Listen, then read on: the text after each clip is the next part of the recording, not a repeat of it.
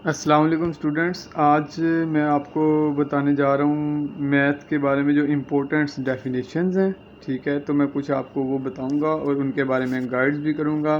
मैं आपको chapter wise जो है जो डेफिनेशंस हैं उनके आपको अलग अलग चैप्टर की वीडियोस आपके साथ शेयर करता चलूँगा। तो अच्छा स्टूडेंट्स, शुरू करते हैं आज का जो वीडियो लेक्चर है डेफिनेशन का। तो आज मैं सबसे पहले चैप्टर 1 की आपको डेफिनेशंस एग्ज़ाम्स के लिहाज से according to exams important definition mark करवाने जा रहा हूँ। तो आपने ये मार्क कर लेनी है। ठीक है, तो अब चैप्टर 1 मैंने ओपन किया हुआ है, मैट्रिक्स। ठीक है, मैट्रिसेस एंड डिटर्मिनेशन, तो ये है। तो अब मैं आपको इसके बारे में आपको गाइड करूँगा, डेफिनेशंस कौन कौन सी हैं, आपने साथ साथ मार्क करते जाना है। सबसे पहले आती है मैट्रिक्स। ठीक है, अब मैट्रिक्स वो होती है जिसमें रोज एंड कॉलम्स हों। अब रोज एंड कॉलम्स क्या होती हैं? ठीक है, उनमें एंटिटीज़ होती हैं। ठीक है, लॉन्गिट्यूड और लैटिट्यूड आपने पढ़ा होगा। ठीक है, वो इनका वो सीन है इसमें, वो मैं आपको डिटेल में बताऊंगा। अच्छा, मैट्रिक्स क्या होती है? A rectangular array of number arranged into row and columns is called matrix. ठीक है, रो एंड कॉलम का जो है उनके नंबर्स हैं, उनकी एक रेक्टेंगुलर अरेंजमेंट होती है। ठीक है, रेक्टेंगुलर अरेंजमेंट होती है, उसको हम क्या कहते हैं? मैट्रिक्स। अब नीचे है इसकी एक और डेफिनेशन भी है, the combination of rows and column in square और rectangular forms is called matrix. जैसे कि अगर हम रोज और कॉलम्स को स्क्वायर में और रेक्टेंगल में, स्क्वायर वो होता है जिसमें रो एंड कॉलम की एंटिटीज़ इक्वल होती है। अगर दो एंटिटीज़ हैं रो में तो दो ही कॉलम में एंटिटीज़ होंगी। ठीक है, तो order of matrix, the number of the row and column in matrix specifies its order. अब जो नंबर होते हैं रो और कॉलम में, वो इसके ऑर्डर को शो करते हैं कि इसमें ऑर्डर कितना है। 1/1 है, 2/2 है, 3/3 है, 2/4 है, 1/2 है, 1/5 है, ऐसे। यानी कि मैं आपको डिटेल में बता रहा हूँ। हमने इस तरह हमने रो और कॉलम को देखना है। ठीक है, तो अब सबसे पहले हम रो को लिखते हैं, रो बाय कॉलम लिखते हैं। क्या इसकी क्या होती है? Row by column. अच्छा, तो if a matrix M has a rows and A M has A rows and B columns, then M is said to be of order A by B.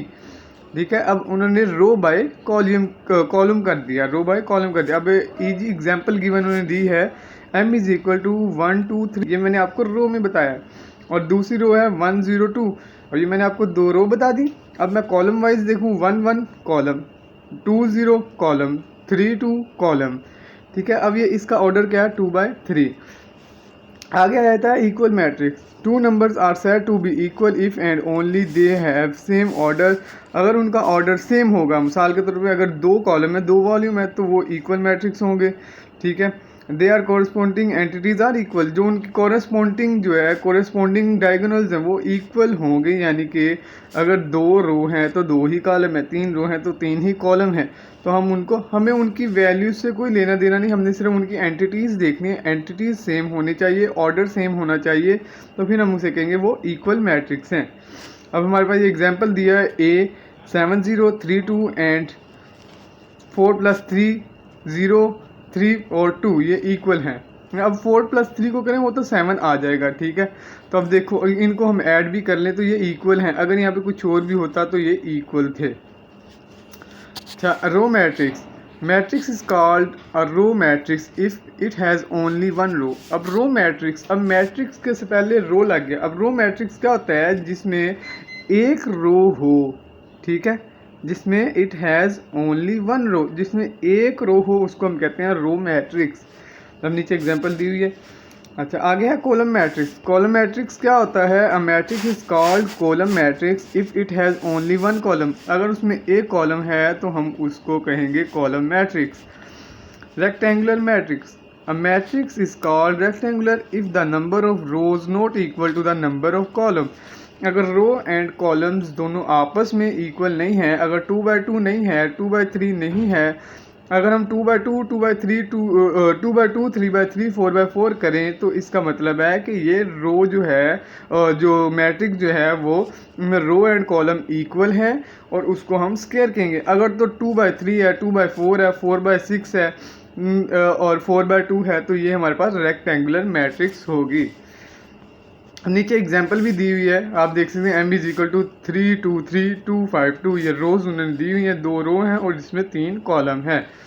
2/3 हो गया। स्क्वायर मैट्रिक्स, अब square matrix क्या होता है? अब square matrix वो होता है if the number of rows is equal to the number of column.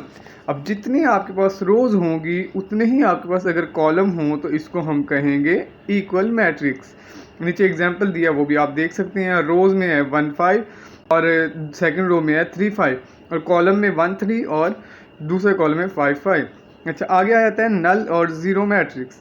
A matrix is called a null or zero matrix if each of its entries is zero।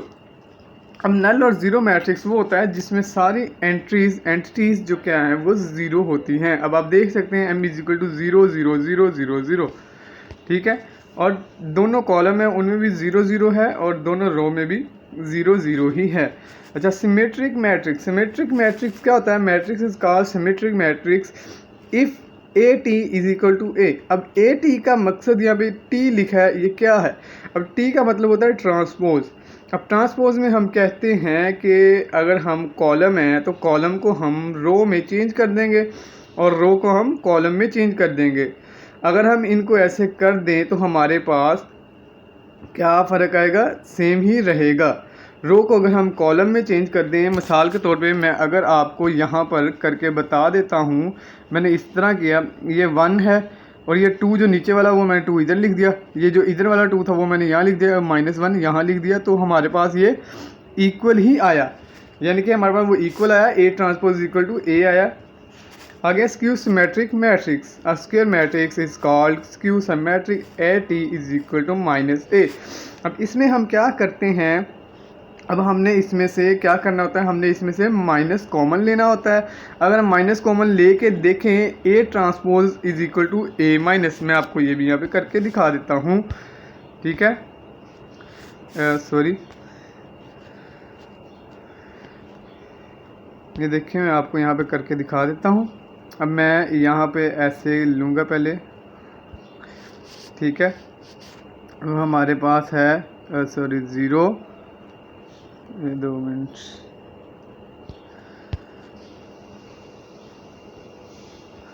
यहाँ पे हमारे पास 0 है और यहाँ पे भी 0 है, -4 है और यहाँ पे 4 है। अब ये है हमारे पास इस तरह है। अब मैं क्या करूँगा?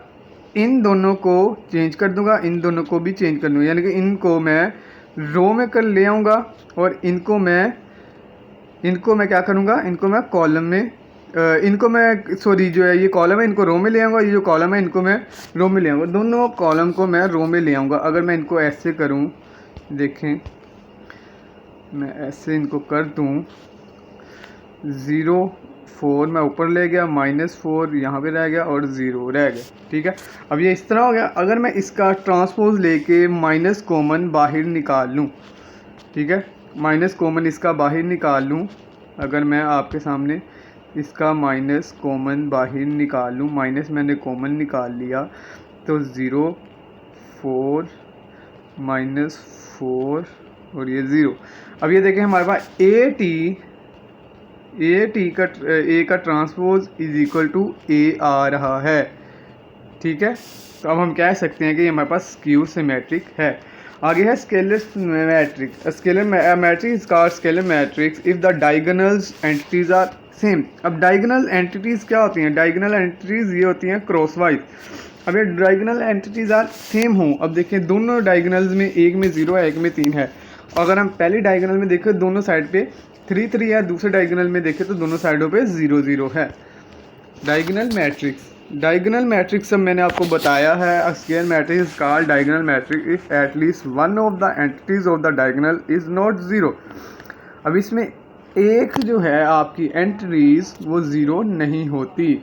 अगर आपके पास 2 एंट्री हैं, मैं आपको मिसाल के तौर पर ऊपर वाले में से बता देता हूँ, ठीक है, ये और एक एंटिटीज जो है वो 3 है और एक एंटिटी 0 है, तो दोनों 0 नहीं है, एक 0 है, ठीक है। और अगर उनका and non diagonal entry must all B 0, जो उनमें ऑल हैं वो 0 होती हैं। जैसे यहाँ पर मैं आपको दिखाऊं, यहाँ पे सॉरी, अब यहाँ पे आप देख सकते हैं आपके पास ये क्या है, ये अगर 3 की जगह भी 0 ही होता तो ये हमारे पास नॉन डायगोनल होनी थी। अच्छा, आगे है identity matrix. A diagonal matrix is called identity unit matrix if all diagonal entries are 1। अगर तो डायगोनल की एंट्रीज 1 हो तो हम उसे कहेंगे अ diagonal matrix is an identity matrix. Singular matrix. अब सिंगुलर मैट्रिक्स क्या होता है? सिंगुलर मैट्रिक्स वो होता है जिसमें आपके पास इक्वल टू 0 होती हैं। इक्वल टू क्या? जो डिटर्मिनेंट की वैल्यूज होती हैं वो आपके पास 0 होती हैं। Singular matrix, a square matrix is called singular matrix if the determinant of m is equal to 0। अब मैं आपको इसको ही हल करके दिखाता हूँ। इसको हम ऐसे हल करते हैं 4 मल्टीप्लाई 3 माइनस 3 मल्टीप्लाई 4। अब हम यहाँ पे 4 3 12 माइनस 12, तो हमारे पास ये क्या बना? Is equal to 0। अब ये हमारे पास सिंगुलर बन गई। देखिए नीचे उन्होंने करके दिखाया हुआ है। नॉन सिंगुलर क्या होता है? A square matrix is called non singular matrix if the determinant m is not equal to 0। इसमें इक्वल टू 0 नहीं होता। जैसे 4 3 है और 3 4 है, ये मैंने डायगोनल बोले हैं। जब 3 4 है और 1 2 है, अगर हम इनको मल्टीप्लाई करें 3 4 द 12 1 2 द 2, तो 12 माइनस 2 इज इक्वल टू 10। तो ये हमारे पास डायगोनल सिंगुलर मैट्रिक्स नहीं है, नॉन सिंगुलर है। आगे ट्रांसपोज की बात करें तो ट्रांसपोज मैट्रिक्स क्या होता है? Matrix obtained by changing the row into column और कॉलम इनटू रो। अब जैसे मैंने आपको शुरू में भी बताया था, ट्रांसपोज क्या होता है? हम कॉलम्स को रो में चेंज करते हैं और रोज को कॉलम में चेंज कर देते हैं। अब देखें M matrix is equal to 1 3 2 और 9 7 5 है। तो अगर हम एम का ट्रांसपोज लें 1 3 2 हमारे पास कॉलम में आ गया। पहले 1 3 2 हमारे पास क्या था, मैं आपको यहाँ पे बता देता हूँ। 1 3 2 हमारे पास और 9 7 5 हमारे पास रो में था। अब यहाँ पर हमारे पास कॉलम में आ गया है। आप देख सकते हैं 1 3 2 और 9 7 5। तो इसको हम कहेंगे ट्रांसपोज मैट्रिक्स। नेगेटिव मैट्रिक्स क्या होता है? अगर हम उसके साथ नेगेटिव का साइन लगा दें, नेगेटिव का साइन लगा के अंदर मल्टीप्लाई कर दें, जो अंदर साइन है वो भी चेंज हम कर देंगे। तो अब देखें डेफिनेशन क्या लिखी हुई? Let A B a matrix then its negative a is obtained by changing the sign of all the entities। अब मैं यहाँ पे आपको एग्जांपल सोल्व करके दिखा देता हूँ। यहाँ पे एक छोटी सी, जैसे कि 1 1 2 -2 -1 कर देता हूँ और 3 कर देता हूँ। अगर मैं इसको यहाँ पर लेकर जाऊँ तो क्या बनेगा? अगर मैंने माइनस से मल्टीप्लाई कर दिया इसको, माइनस ये सॉरी अभी 1 है हमारे पास, -2 है, -1 है और यहाँ पर 3 आ गया। ठीक है, अब यहाँ पे 3 आ गया। अगर मैं इसको ऊपर ले जाऊँ, यहाँ पर लेके जा रहा हूँ, इक्वल टू, अगर मैं माइनस से मल्टीप्लाई करूँ -1 आ गया, ये हमारे पास प्लस में हो गया और ये भी सॉरी ये भी प्लस में हो गया। ठीक है, और यहाँ पे क्या बना? -3 हो गया। ये देखें, ये इस तरह मैंने आपको हल कर दी है। तो इस तरह अगर हम माइनस का साइन लगा दें साथ में, तो अंदर के जो साइन है वो भी चेंज हो जाते हैं। तो दोस्तों ये आज हमने आज ये पहला चैप्टर कंप्लीट कर लिया है डेफिनेशंस का। उम्मीद है कि आपको ज़रूर समझ आई होगी। अगर आपको समझ आई है, वीडियो आपको अच्छी लगी है, तो वीडियो को लाइक कर दें और सब्सक्राइब कर लें अगर आपने सब्सक्राइब नहीं किया।